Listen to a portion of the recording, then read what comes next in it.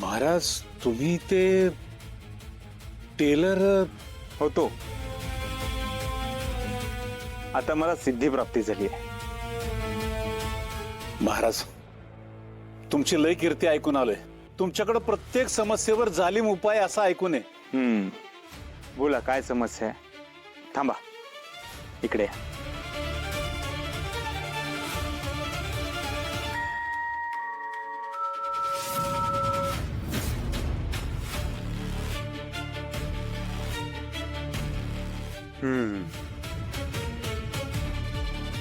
मुलीची काळजी वाटते. लग्न ठरत नाहीये तिचं. बरोबर आहे महाराज, एकदम बरोबर ओळखलं तुम्ही. हिला मंगळ असल्यामुळे हिचं लग्नच कुठं जमत नाही बघा. तेवढं तिचं लग्न होण्यासाठी काहीतरी उपाय सुचवा महाराज. अवघड आहे. हिच्या पत्रिकेतून मंगळ निघणं अवघड आहे. या तुम्हाला म्हणलेलं देऊन काय फायदा होणार नाही. त्याच्याकडे पण उपाय नाही. प्रत्येक गोष्टीवरती उपाय असतो. जिथे विश्वास असतो तिथे उपाय नक्कीच असतो. यावरही उपाय आहे. त्यासाठी आपल्याला पूजा करावी लागेल आणि त्यासाठी खूप खर्च येईल. महाराज तुम्ही म्हणाल तेवढा पैसा खर्च करायला मी तयार आहे. महाराज समस्येवरती उपाय करायला काय करावं लागेल? जवळ या, सांगतो.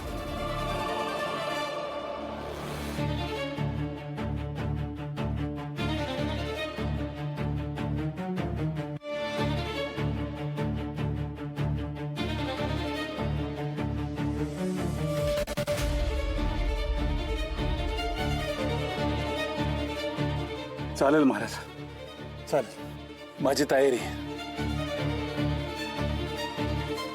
ए पाय पडा.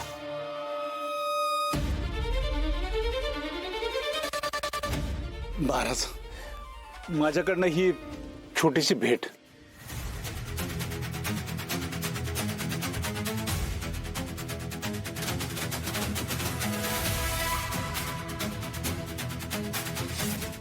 तुम्हाला दान धर्म केला असता मग करोडपती झाले असते. कसलं मजा आली असती. आणि तोच फोटो कातळवाडीपर्यंत पोहोचला असता तर? नसता पोहोचला. ती जबाबदारी म्या घेतली असती. विश्वास नाही माझा तुझ्यावर. झालं, कर दे ना छोटी बात.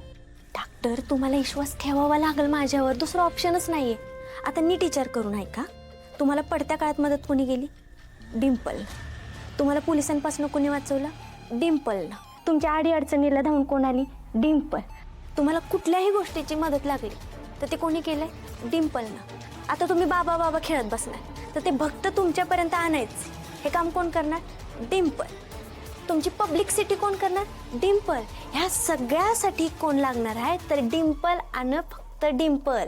म्हणून सांगते ह्या डिम्पलला सिंपल समजू नका. ठीक आहे, कर तुला काय करायचं ते कर. हा. पण चुकून जरी हा फोटो कातळवाडीपर्यंत पोहोचला, त्यांना कळलं मी जिवंत इथे बसताना मांडून बसलोय. 2 सेकंद. पहिल्या सेकंदात तुला मारून टाकीन. दुसऱ्या सेकंदात मी इथून कुठेतरी निघून जाईल. 2 सेकंद लक्षात ठेव.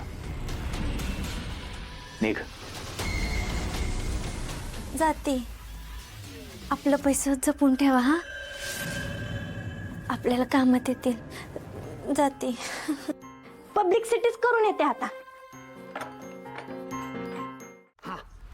संजय मामा, आपल्याला लय सिरियस डिस्कशन करायचं. तू इकडे बस माझ्या शेजारी.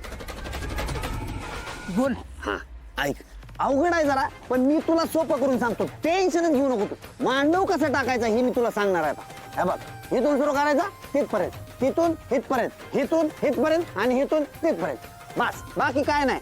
मेन मुद्दा काय आहे, त्या मांडवाचे बांबू असे रवायचे का नाही मजबूत. ऊन वारा वादळ पाऊस काय बी आलं, जागचा हल्ला नाही पाहिजे मांडव. हा कळलं ना?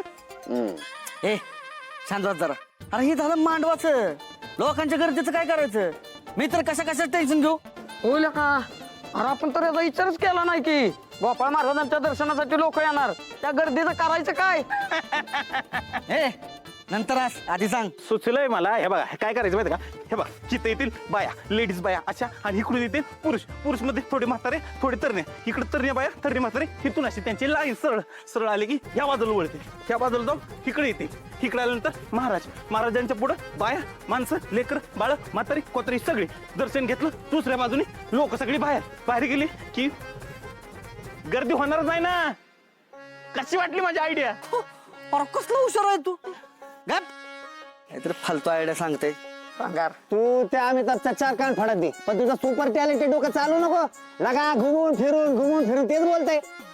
नाही माझा ऐका तुम्ही. मी काय म्हणतोय, मांडवा सरळ बांबू टाकू, पार्टिशन करू, संपला विषय. मग मी काय म्हणलो होतं, हेच म्हणलो होतं. हे बघ, थांब जरा.